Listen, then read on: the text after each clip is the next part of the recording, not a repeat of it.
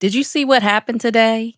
Amazon's cloud system, AWS, went down and literally half the internet crashed with it. Snapchat, Ring, even Fortnite. I think Roblox too. So the cloud service, Amazon Web Service, it powers countless organizations.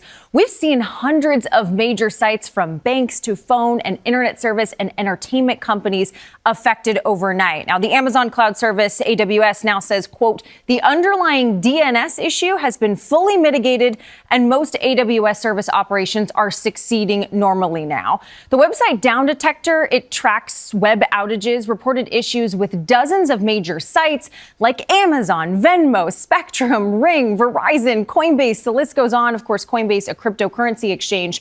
You may remember a massive cyber outage in July of 2024 linked to a faulty update to CrowdStrike. And that caused widespread problems with Microsoft Windows computers running the software.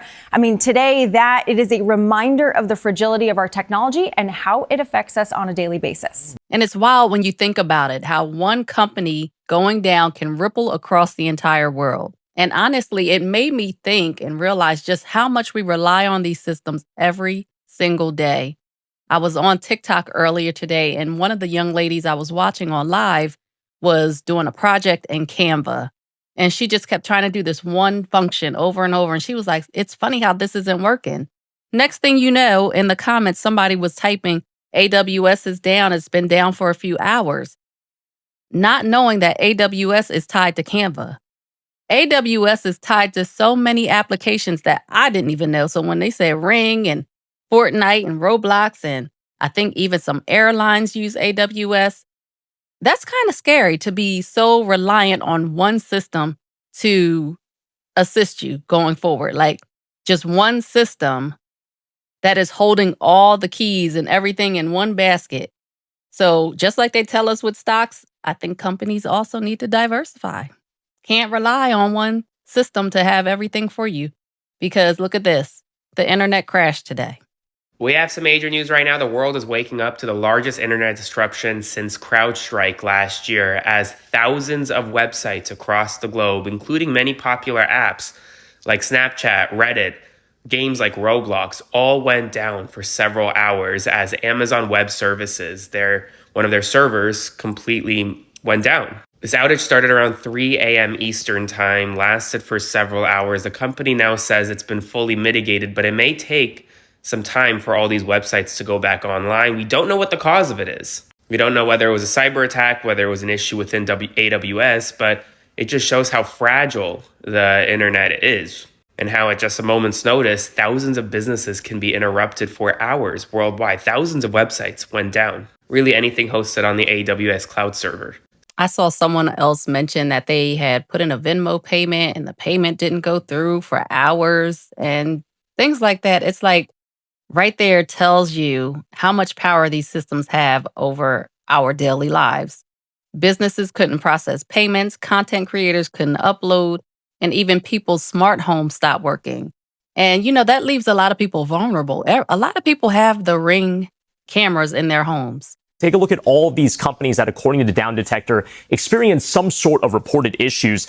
There were 500 companies plus that were reporting some of these issues. 4 million plus outage reports. That's more than double what you usually tend to see reported on Down Detector. Again, I want to point out that a lot of these companies that said they were affected were now also saying that they've found a resolution, that things seem to be better. I think a lot of people are surprised. Wait, I thought Amazon just sells things on e-commerce. Well, AWS is their web hosting services. It's basically something that they offer to businesses to get their companies online. Now, what it came down to was some sort of what they call DNS resolution. Basically, it's just kind of big fancy talk for the way that when you type in an address in your URL, it gets translated up to the cloud services that Amazon basically contracts out to get all these things online. So that left a lot of people vulnerable during that time. And it looks like a lot of companies have determined a resolution for a lot of the issues that were impacted by AWS. And yes, it also impacted Amazon warehouse workers. So if your package is late today, this might be the reason. Yeah, take a look at this video. Amazon closure at 3 a.m. in the morning. They have no answers for us. We've all been sitting here for about 30, 45 minutes. I had a shift at 3:30 a.m. And when I got here at 3:20, there were people standing outside I'm trying to sign into my app and it's not working. I'm walking up and I hear the people from inside saying that the app is down, like the whole store is down, and they can't help us. We have to call support. Not even call support, email support, because the phone's not working. Amazon is down and we're really just everyone's looking around, we're getting pictures. It's been 3 hours. Nothing, they don't have any information for us, which is crazy. And it's not just Amazon. Did you hear it? I believe in I believe in it. They're just trying to test it out, see if it works. And it does. It's working. They're cleansing it right now from everything. It is crazy that we started at 120 and it's 3:30 and they're not offering any VTO. I don't know if they can, if the system's down. Yeah, I think they have to answer to Amazon. Yeah. As long as we're getting paid, I'm not even. That's really all I get. Like, that's fine. And they say that it's fixed now, or at least some of the companies have determined their own resolution on how to go forward. Take a look at this one. Amazon is saying this morning a problem with its cloud computing that took down popular websites and apps worldwide is now over. But at the height of the outage earlier this morning, users were reporting problems with Amazon, Facebook, Snapchat, as well as U.S. airlines such as Delta and United. Also reported to be down were streaming services, Prime Video and Hulu, and a number of online gaming sites too, including Fortnite. Amazon says users may still experience some delays as some sites come back up to speed. It's wild when you realize how connected everything is. One company in one region of the world has an outage and suddenly millions of people are affected. And of course, this is the cloud or one of those cloud storage things. So of course, it's a global impact. And we've built our routines around this technology, our work, our memories, our communication, our entertainment, all tied to systems that we don't control. Now, I still believe in taking Polaroids, getting a Kodak camera or something, but we are able to download a lot of things to our phones, to our computers and things like that, where we don't have to necessarily rely on the cloud. But always just take the time to think, if this stops working, then what? And that's when you see how dependent we've become on these systems. It's almost like tech has become oxygen for a lot of people, invisible until it's gone. Now, I want us to think of this outage a little bit differently because, of course, my channel's called Bold Beginning. So let's talk about an outage in a different light. Okay, I'm going to inform you. I'm also going to just make you think about a few things. So let's look at this in like a reflective way, right? This outage is like life.